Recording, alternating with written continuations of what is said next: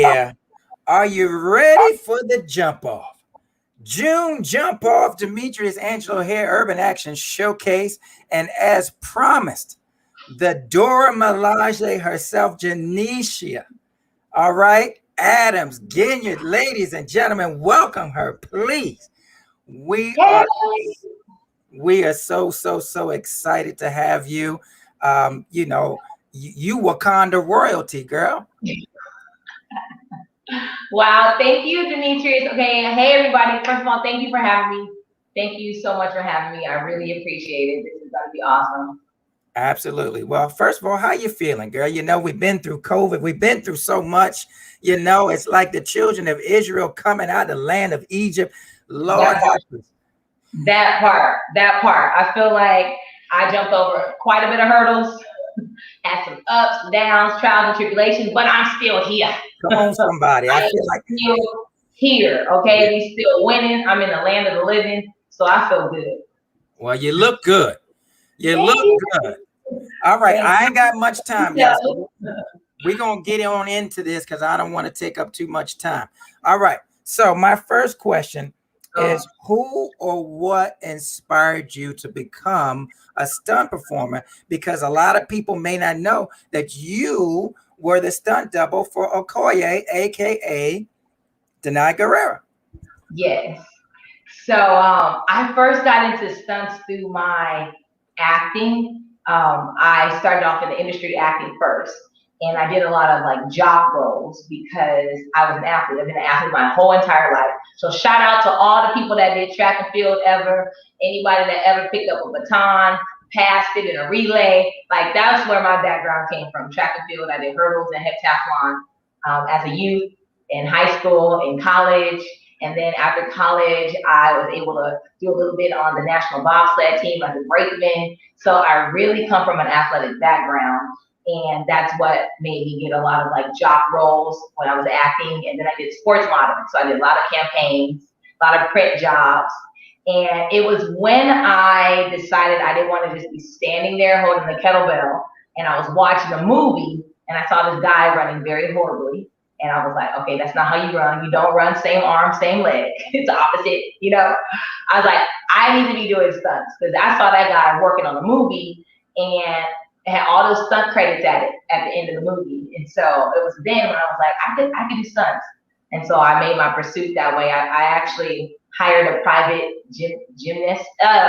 private gymnastics coach, and he taught me the basics of like tumbling, how to do a back handspring, backflip. We did some trampoline because outside of a cartwheel and round off, I had no idea how to do any type of gymnastics moves. So that was basically how I got my start. And I just like worked really hard. I was training all the time, picked up Taekwondo, and I did wrestling. I was a professional wrestler. I played Frost in WoW, Women of Wrestling. So if y'all see any Frost or any other people trying to say they Frost, no, I was the original. Just know I was the original. It was based off my real life experience as a bobsledder. And and that's basically how I started into stunts. That is very interesting. Yes. You were a bobsledder. How many people of color, number one, that's a bobsledder? Number two, sisters, that's a bobsledder. So I'm going to digress. Could you please take us down that slope? How you became a bobsledder? Okay, I see what you did there. Take you down the slope. I see what you did there. Okay, you So first of all, let me put it out there. Not only did I do bobsledding, but I am also half Jamaican. So yes, shout out to all the Cool Running fans. Cool Runnings. But it's funny. I always wanted to do winter sport, always. And so in college, when I was doing heptathlon, I remember like, okay, I really was looking into speed skating, to be completely honest with you, but I knew my mom wasn't gonna let me do speed skating. She's like, nah, I didn't invest all these years in the track and field. I'll be darned if you're gonna put on some speed skates. Nah, that's not happening.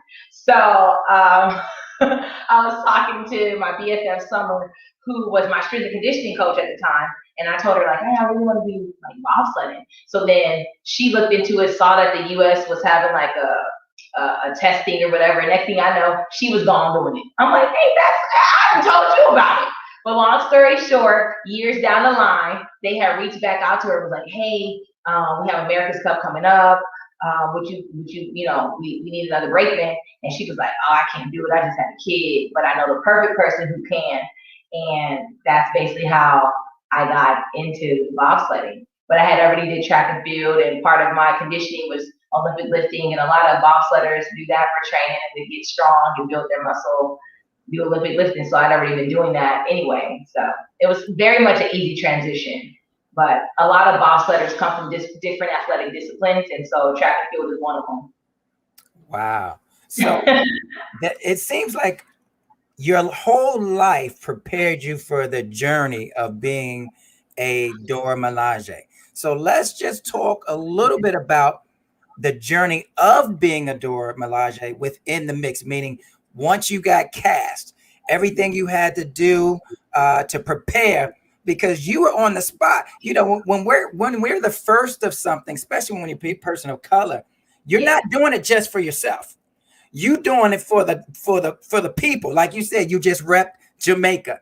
You doing it. Everybody want to claim you.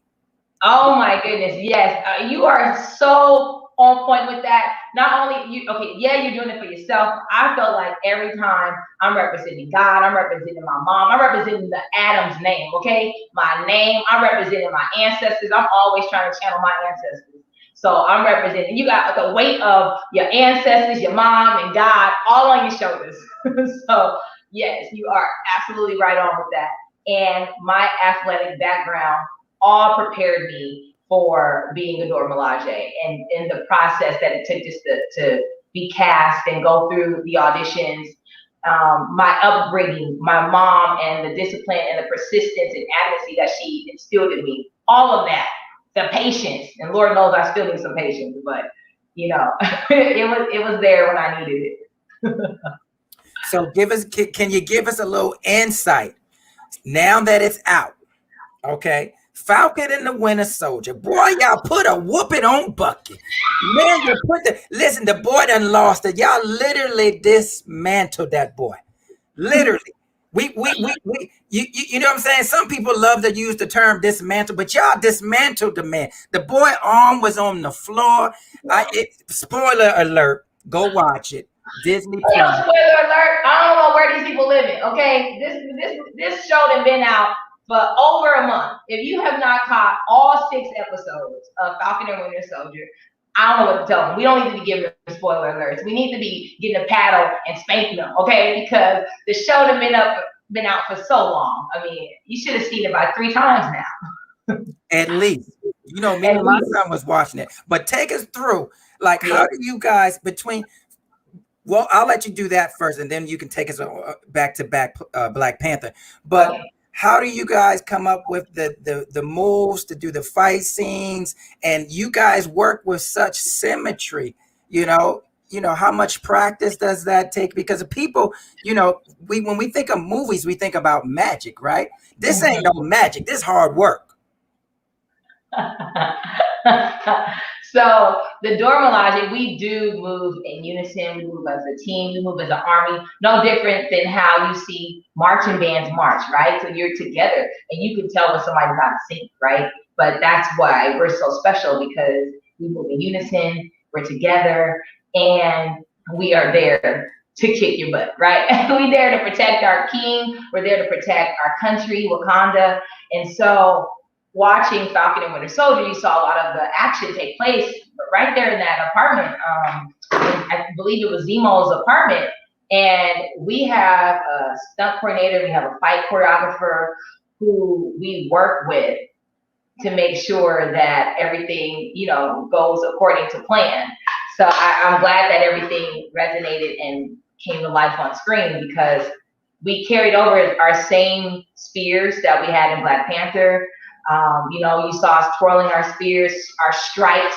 I feel like it was so on focus and so on point and so specific because we were in that apartment and we all had somebody we was working on, right? So I was working on Falcon and trying to get Lamar, and then Falcon came in and interrupted, right? And so then, so I felt like it was so specific on who our targets were. We're like, nah, we about to whip you. Bring me the shield. I come in and I make an entrance, right? I made my entrance. I'm targeting Captain Shield.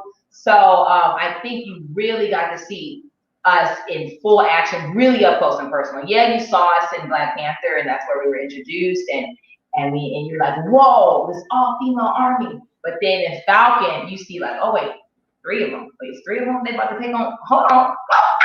It was just so intense, and it was a TV show that felt like a movie. So I think, would you agree? I felt like the action was just so on point and so zoomed in. I don't know, maybe it was the apartment.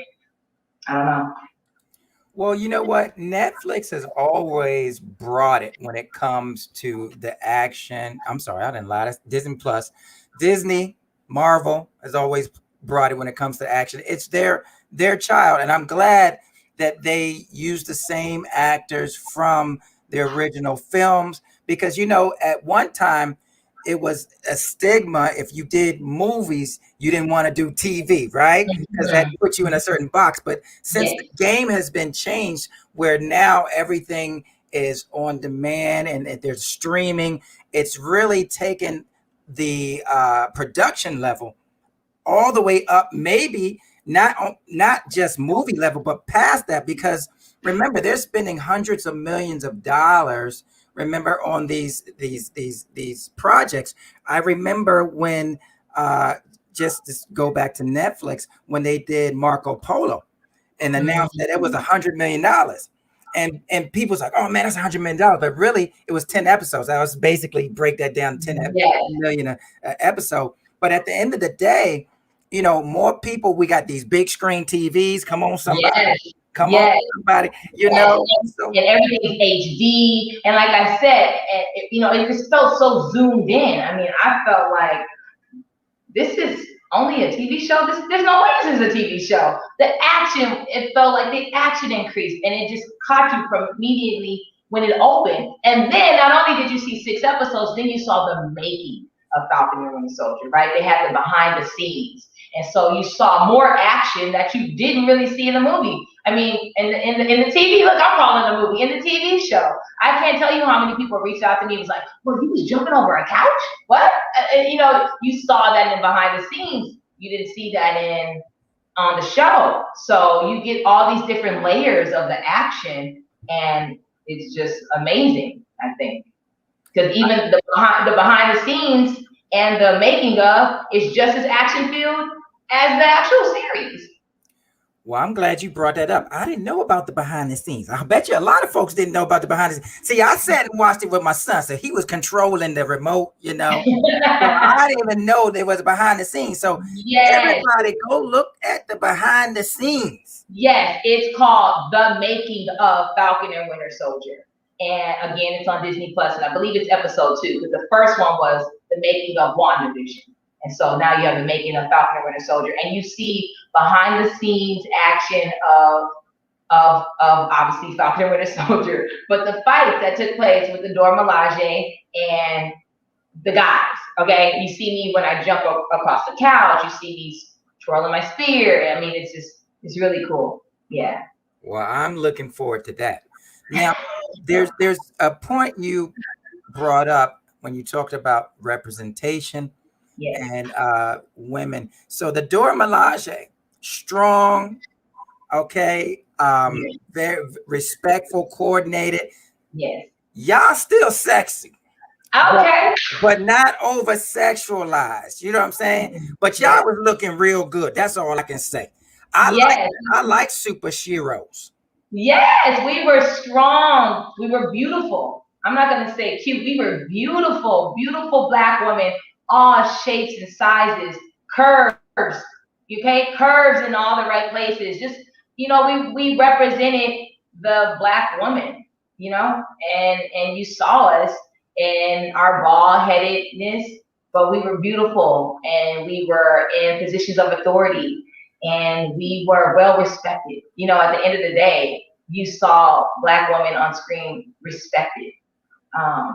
We weren't somebody's baby mama, and you know what I mean. You know the roles that you see us in, and that wasn't here. That wasn't represented here, and that's what was so awesome and gorgeous about it, because you saw the world's response to it, and it was not just a Black response; it was a worldwide response from every part of the globe, every part of the world. Everyone was like, "Oh my God, who are these bad women? Who are these badass women? Who are these gorgeous women? Who are these fierce women? Who are these warriors?" So, and you had little girls wanting to, I want to be a Dora Milaje. I want to be like you. So it was just amazing, the response, and knowing that representation does matter. Because before that, you had little Black girls, they couldn't go into a costume store and find anybody that looked like them. Maybe Princess Tiana, if there was a costume of her available. Do you know what I mean? So now you have Dora Milaje costumes and people doing their cosplay of Dora Milajes, and it's awesome because I see them at the Comic-Con. I actually was at a Comic-Con and saw a girl who was dressed like me from the face tattoo and all. And I have to tell you, it was jaw-dropping. So, yeah. Yeah, that part of inspiring the next generation is so awesome. Yeah. But I want to, before we start back talking about that, there's something that I saw you talking about that you sort of mentioned here in another interview, that your baldness, your hair as a woman does not make you. And I know you had a slight struggle with that in the beginning. So I'm going to let you tell the story about that and how you overcame that. Yeah, thank you. So I love talking about this because I don't think I can talk about it enough because it's so deeply ingrained in our culture. Our hair and the attachment we have as Black women to our hair. But I almost did not take this role because of the shaving of my head. And I really, I called everybody because originally I thought it was like, oh, your hair was just gonna be short. That was how it was presented. And then further down the email trail, it was, oh, you're gonna have to get that head shaved. And you're like, wait, what? So my hair, and I brought my hair specifically for this interview too. So this is my hair. My hair was at least 18 inches long. And I was like, whoa. They said they're gonna have to shave my head. So I called my friends. I was crying to my friends. I called my brother. I was literally crying. I talked to my pastor because it was like, no, I'm not gonna shave. Why do I have to shave my head? Can't they just put a ball cap on? This was the dialogue that was going on. And I was so concerned with thinking that the minute I would shave my head, I would look ugly or look like a boy. That was my concern. It wasn't talking about nobody else being bald. That was my Janeshia Adams Ginyard concern, was that I was gonna look like a boy and I was gonna look ugly if I shaved my head. And so I talked to my pastor, and my pastor, which is Hosea Collins, he said, wait, ain't this what we've been praying about? Because I had been praying for this role, I would say every morning, starting from the middle of April all the way to the end of October, early November. Thank you, God, in advance for Black Panther. That was my prayer every morning. So then when this blessing is presented itself, I go to my pastor, I'm like, he want me to shave my head. And he was like, wait, ain't this what we've been praying about? You didn't have the whole church praying for you, right? And he says, let me tell you something. Jesus paid it all on the cross. You mean you can't sacrifice your hair? And I was like, wow, that's deep. Like that really hit me here. Like that hit me hard. And so he said, I will tell you this. Your sacrifice will never outweigh your reward. And when he said that, I was sold. And this is my hair. And so you just imagine if I want to show you guys the value that this hair has now. It's no value at all because I keep it in a plastic bag, right?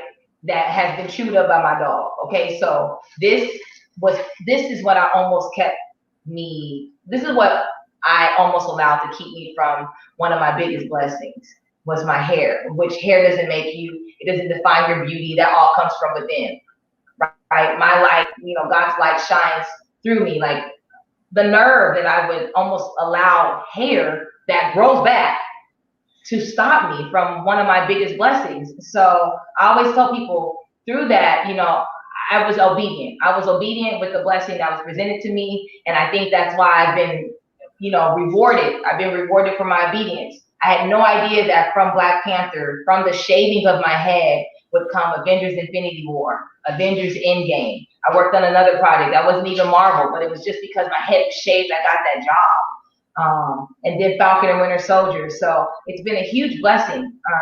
I am a walking testimony of what it truly means to trust and depend on God, because I have to be obedient. But let me tell you, I was like, I don't want to shave my head. I'm crying to everybody, crying. No, I don't want to shave. I'm looking, boy, I look ugly. Meanwhile, I have been singing NDRE for who knows how long. I'm not your hair, right? Singing, reciting those lyrics, but never really paying attention to it until I was actually in the situation. So I hope that inspires somebody to know your hair does not make you. It don't matter if it's straight, curly, black, white. Your hair does not define your beauty. That comes from within. God made us all beautiful, and if you have hair or not. But this hair means nothing. It means nothing. It grows back. I can shave it, it grows back. So yeah. And with that, I want to transition into you being a role model and how you inspire young girls. And let's talk about more of your Comic-Con experiences, because that is really the fruit of your labor. When you see these young ladies proud to put on that costume, because fact check me, y'all can fact check me. We haven't had a Black female heroic figure in the cinematic theatrical space since Catwoman before Black Panther. Wow. Wow. Name one. You're gonna go ahead, you're gonna be like, see, that's the problem. You see, but that right there is the problem. The fact that we gotta say, let me think.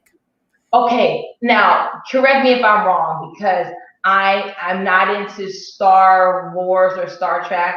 Honestly, I get them all confused. But the Black lady, is it Michelle? But is that a superhero? Michelle Nichols? Is her name Nichols? Yeah, but we don't consider her a superhero. That's see, there you go. That's why I said I don't know. Yeah, I'm talking about superheroes. So superhero, yeah, superheroes. Right. So we had Catwoman from DC, Halle Berry, and then we had y'all. Yeah. Like umpteen years later, like a decade or so later, we had you guys. And guess what? Guess what? Y'all still representing for us. Oh my God, thank you. But you're right. Now that I think about it, because I'm very big into Halloween, and I can't tell you if I dress up. So yes, I don't think I've seen any costumes that represent an African American woman character. Nah, I haven't, and I'm super big on it. I'm like uber big on Halloween. So yeah, you're right. I think you're right. Yeah. So let's go back to the young ladies, the young girls. Give us some more examples of Comic-Cons we've only been able to have one since 2018, because 2020 we were shut down, shut out, and shut up. Come on, somebody. We were shut down. Yes. We were totally shut down. So give us some experiences where you see the little girls, you know, dressed like you guys, and you know how that makes you feel. So it feels amazing. I want to talk about my experience when I went to Alaska for a Comic-Con, which was a couple years back. And first of all, they were just so welcoming that I was there, because they say, nobody ever comes out here, nobody comes to see us. And I was like, really, what? They're like, nobody comes to Alaska. I'm like, well, I'm so happy to be here. And you saw, I mean, they were in their cosplay, and I don't care. I mean, they was so creative with how they did their work and how they made our, we call it a harness. We had the harness, and we had the skirt, like all the pieces of our outfits. You know, some were more detailed than others, but that's beside the point. The point is the effort that was made to represent the Dora Milaje, right? The fact that they actually put effort into looking like us was Absolutely. It was heartfelt. Like it brought tears to your eye because of what you saw that they did. Hold on. Let me plug in this thing. I think, okay, there we go. It said Yeah, we don't want to lose you. Okay, yeah, I just had to plug it in. And Yeah, please. Listen, we don't want you to go before you have to. Right. Okay. But so that was in Alaska, seeing the young girls just put all their effort into like one girl actually she drew I remember she drew like I don't know what the shield, not the shield. Lord Jesus, like the bead. There you go. Like our beading. Like she drew her beading to put on her clothes. And so I was like, wow, that's so creative. And then I could fast forward. I was at a Comic-Con out here in where I'm at, California, and that you saw way, there was a large variety. You saw some that even went as far as to making a hat that had the head tattoo to represent the Okoye character. As I mentioned earlier, you saw there was people that had the face tattoo, and I was like, what? Like I was actually at the Comic-Con with my cousin, and my cousin said, hey, I saw Dora Milaje. She's you. And I was like, what? He was like, no, she's your character. She has the face tattoo and everything. And so we took pictures, and it was amazing. It was absolutely amazing. And you see that they're happy to represent people who look like them. That's what makes you smile, is the fact that you see these African American girls and these Black women who are like, hey, we out here. Dora Milaje is strong. They got spears. They even got music going with them sometimes. And sometimes they even have a Black Panther with them, right? So they really are like fully committed. I guess that would be what I would say. It's just amazing seeing the commitment. Everyone is completely fully committed to where you even see some of the Dora Milaje cosplayers with a Black Panther with them. So, yeah. It's awesome. I love Comic-Cons too because I'm very social, so I like talking to people. Comic-Cons, some people don't like to do it. That's their thing. I love them. I love talking to people. I love meeting people, and I love taking the pictures and stuff. So it was fun. I had some great Comic-Cons. I can't wait till they come back. Now, what's also inspiring is just like the quote white superheroes are inspiring to everyone.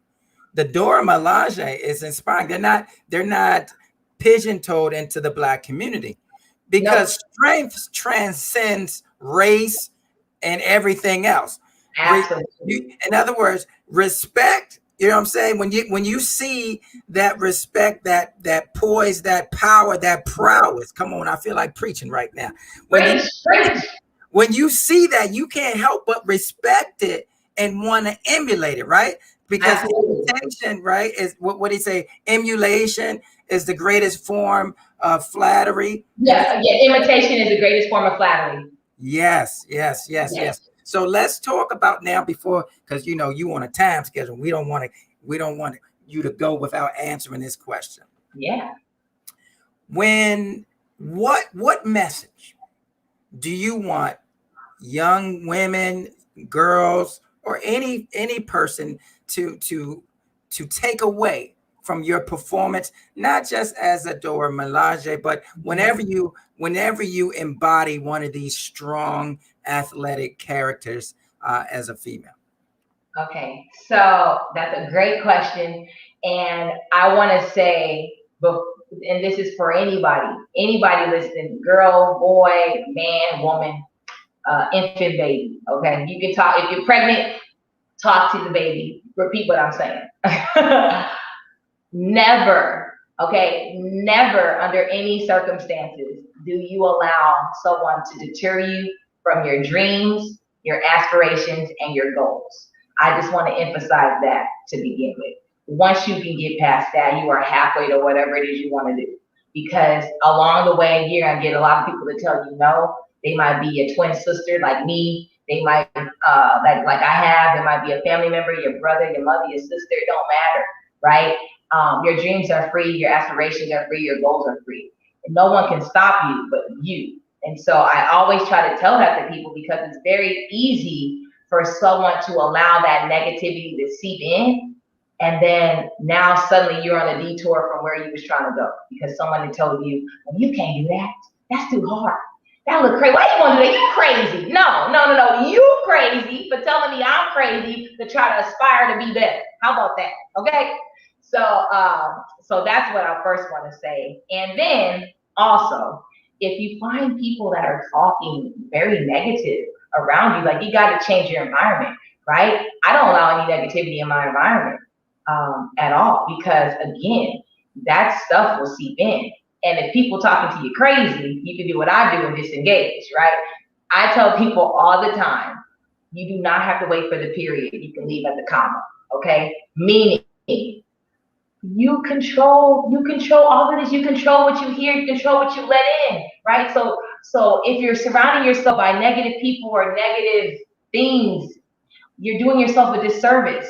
You're doing yourself a disservice. I am sitting here with you today as a upright walking human being, testimony of what it means to truly, be obedient and not allow anyone to deter me from my dreams, my aspirations, and my goals. So I definitely want to make sure people get that into their thick head, right? It's like, don't allow anyone to do that. And then for my young girls out there who might be getting bullied over their hair, oh, your hair nappy, oh, your hair thick, oh, your hair short, we gonna cancel all of that right now, okay? Right now we're canceling all of that because you are beautiful. You are destined for greatness.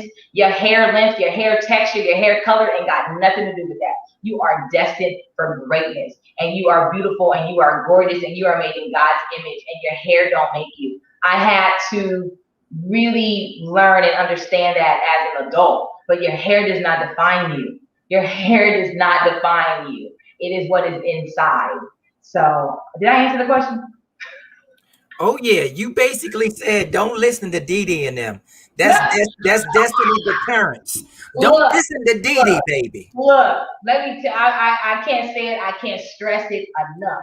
If you got people in your circle that are not speaking life, not speaking positivity, not speaking encouraging words, then you're doing yourself a disservice, and you need to cancel it immediately. Okay, we quick to cancel somebody. We quick to be like, nah, we quick to go off on somebody who step on our shoe or bump into us accidentally. But you ain't quick to go off on somebody who's trying to interrupt your destiny or your future. What?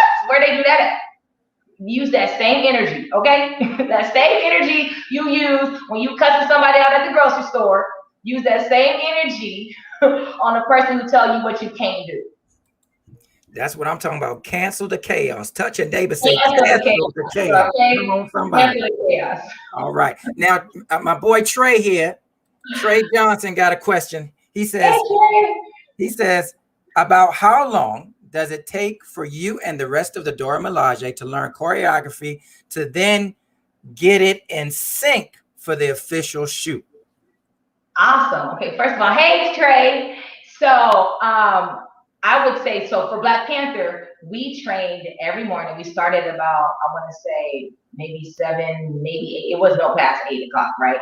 And so we trained at least 8 hours straight with bow staff. Because that's the weapon, that is the martial arts weapon that we use to help transition on film with our spears. We did 8 hours of training. We started from basic strikes, high, low, strikes to the head, strikes to the leg. We did strikes, all of that, 8 hours a day minimum. We worked on a couple of tricks, and then we started putting pieces of choreography together, short little fight sequences, 1 or 2 people. Then we made 3 people. Then it was like, okay, now we're gonna have you 2 over here and then implement a 3rd person. So we did all of that for, I want to say maybe like 2 months of training every day, which is intense. Now you're ready to get on camera, right? Now you're ready to go full throttle. And I would say what made it look so good is the intent behind it, right? You want to watch an action film and you want to feel like they really going for the head. They really trying to take his head apart. And that was what we were able to bring through the intense 8 hours a day for like 2 months training. So does that answer your question, Trey? We did about 8 hours of training a day, and then we did it maybe for like 2 months. And then we, in the midst of all of that, we had our fight choreographers and our stunt coordinators putting together our action sequences. I'm gonna take you through the Dora experience. Can I do that?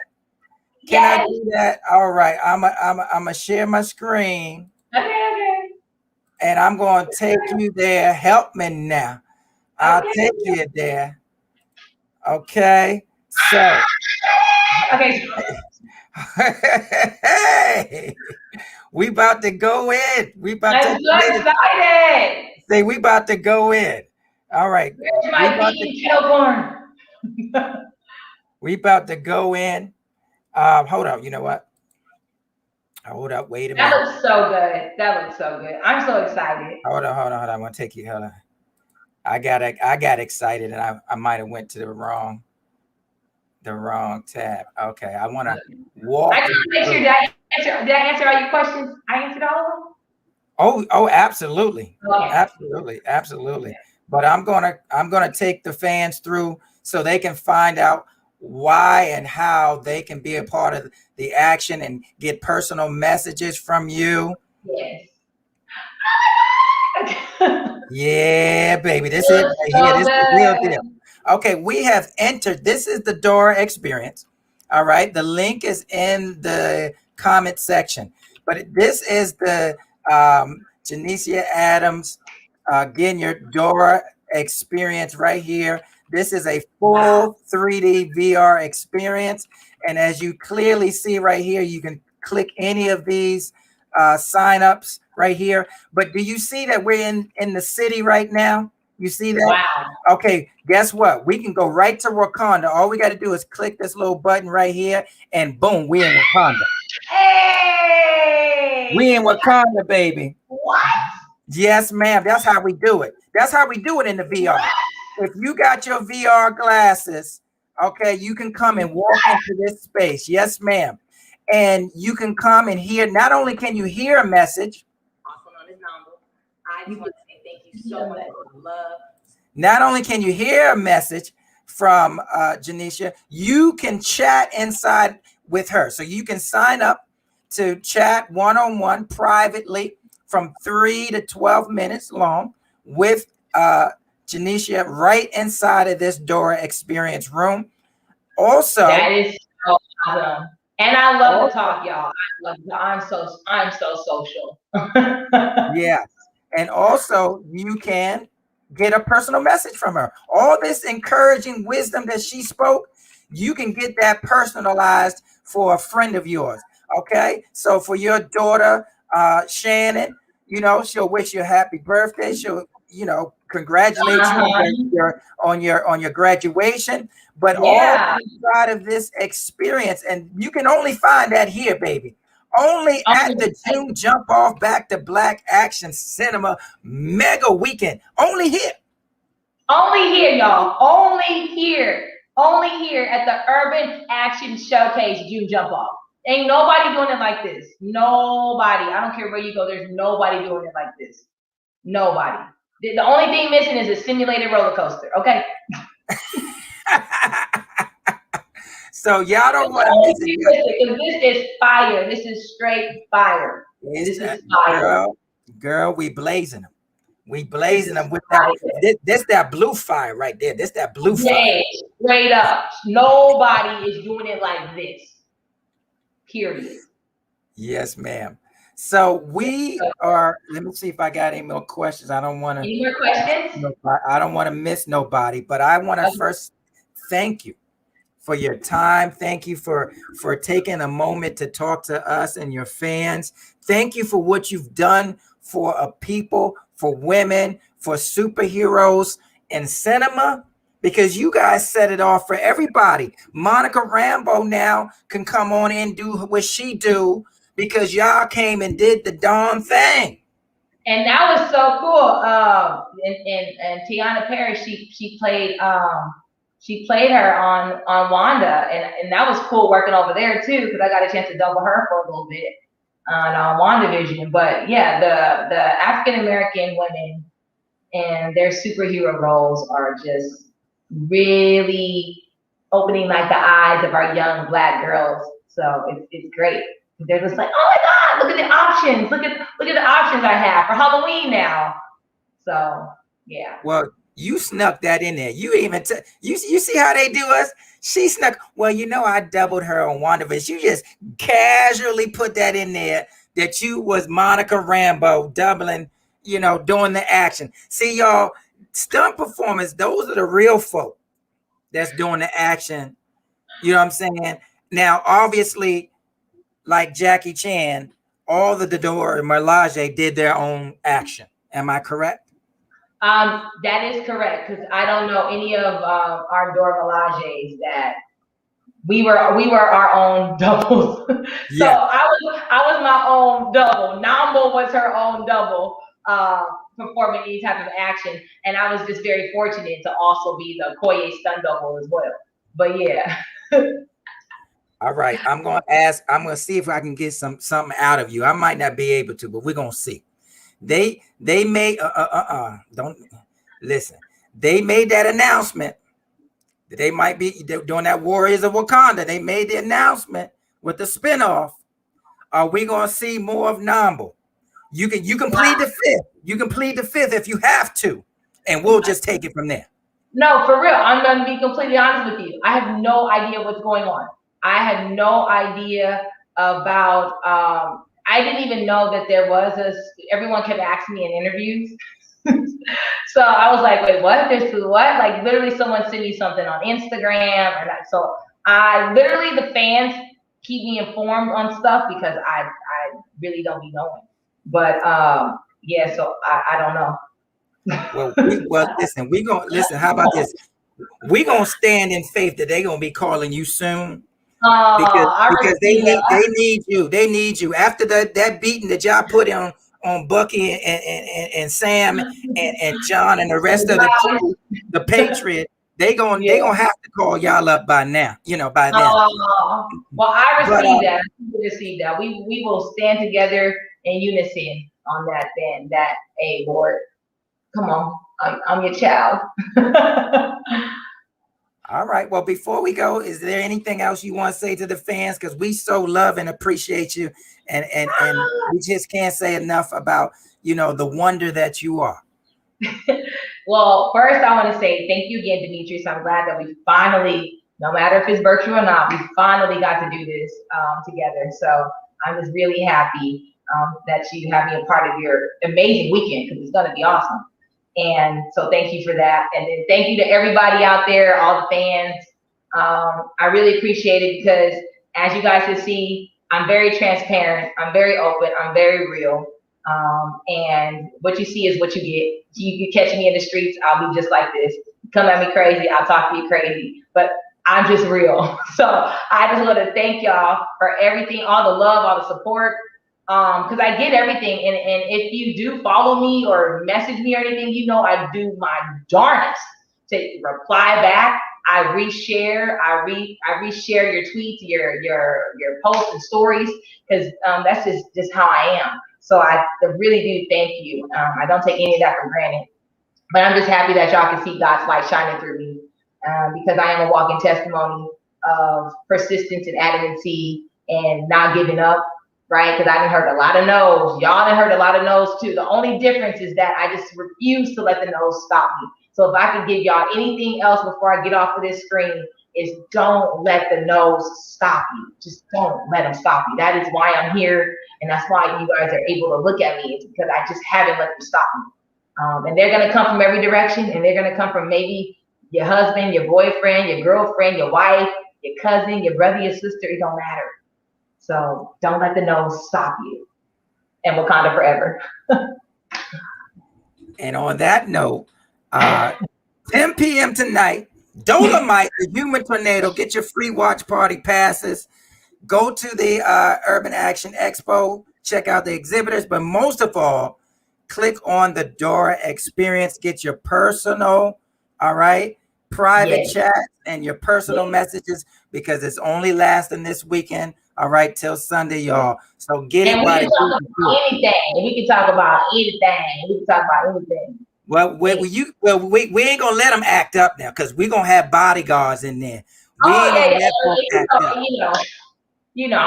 keep it 100. But yes. All right. All right. Thank you again. And we appreciate you. And stay safe because we're looking forward to seeing you in the natural. Yes. Thank you. All right. God bless everybody.